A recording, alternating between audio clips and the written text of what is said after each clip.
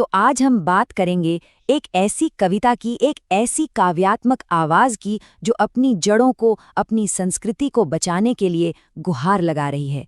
ये दिल से किया गया एक आह्वान है। आओ मिलकर बचाएं। ये जो सीधी सादी लेकिन बहुत जरूरी गुहार है ना, यही निर्मला पुतुल की कविता का दिल है। निर्मला पुतुल, जो भारत के एक प्रमुख आदिवासी समुदाय की एक बहुत ही मजबूत आवाज हैं। तो चलिए समझते हैं कि इस पुकार के पीछे की कहानी आखिर है क्या। तो ये आवाज किसकी है? इस पुकार के पीछे कौन है? चलिए जानते हैं कवयित्री निर्मला पुतुल को। देखिए, उनकी कविताएं सिर्फ शब्द नहीं हैं, बल्कि उनके अपने अनुभवों का एक आईना है। एक तरफ उनकी आदिवासी विरासत है और दूसरी तरफ नर्सिंग की पढ़ाई के दौरान बाहरी दुनिया से उनका सामना हुआ। इन दोनों ही चीजों ने मिलकर उन्हें एक बिल्कुल अलग, एक अनोखा नजरिया दिया। तो अब कविता सीधे उस खतरे की तरफ इशारा करती है जो उनके समुदाय की पहचान को धीरे धीरे निगल रहा है, और वो इसे नाम देती हैं शहर की आबो हवा का। मतलब एक ऐसा असर जो धीरे धीरे पता भी नहीं चलता और सब कुछ बदल रहा है। और ये खतरा, ये सिर्फ कंक्रीट की इमारतों या चौड़ी सड़कों का नहीं है। नहीं, ये एक तरह का कल्चरल इरोजन है, एक सांस्कृतिक क्षरण। समझिए कि एक दीमक की तरह है जो धीरे धीरे समुदाय की आत्मा को ही खोखला कर रहा है।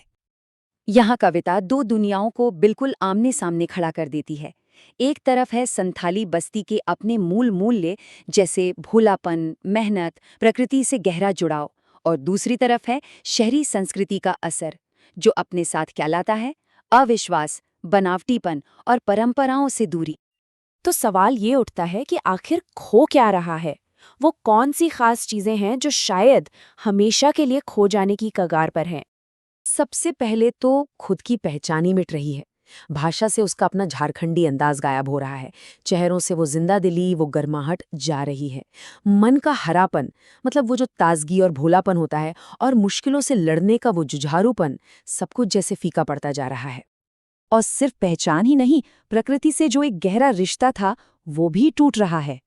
भीतर की आग, यानी जीने का जो जोश था, धनुष बाण, कुल्हाड़ी, जो कभी उनके जीवन का हिस्सा थे, वो अब अपनी धार खो रहे हैं।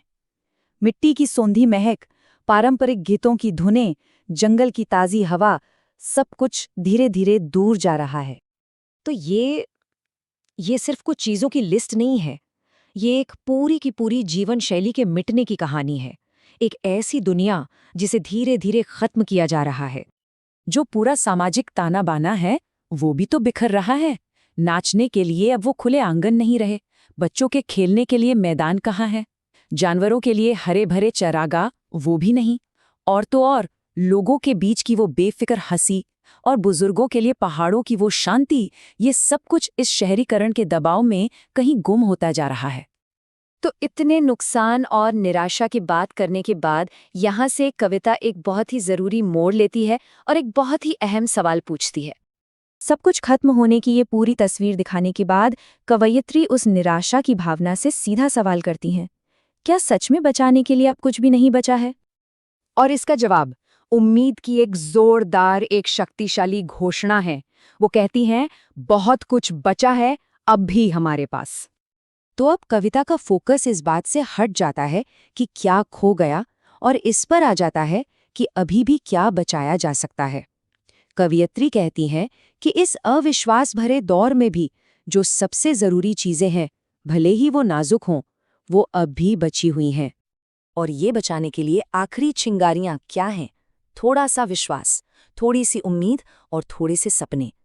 कविता यही कहती है कि अगर समुदाय इन तीन सबसे जरूरी चीजों को बचाकर रख ले, तो फिर भी उनकी संस्कृति का भविष्य है। तो ये वो नींव हैं जिन पर एक संस्कृति को फिर से खड़ा किया जा सकता है, उसे बचाया जा सकता है। मतलब आखिर में ये जो पुकार है, ये सिर्फ पुरानी चीजों या रिवाजों को बचाने की नहीं है, ये उस समुदाय की आत्मा को, उसके जज्बे को बचाने की है। और यही निर्मला पुतुल की कविता हमें एक बहुत ही गहरे और ज़रूरी सवाल के साथ छोड़ जाती है कि किसी संस्कृति को बचाने का असल में मतलब क्या होता है। शायद इसका जवाब बदलाव का पूरी तरह से विरोध करने में नहीं है, बल्कि उस उम्मीद, उस विश्वास और उन सपनों को बचाने में है जो किसी भी समुदाय को उसका दिल देते हैं, उसकी आत्मा देते हैं।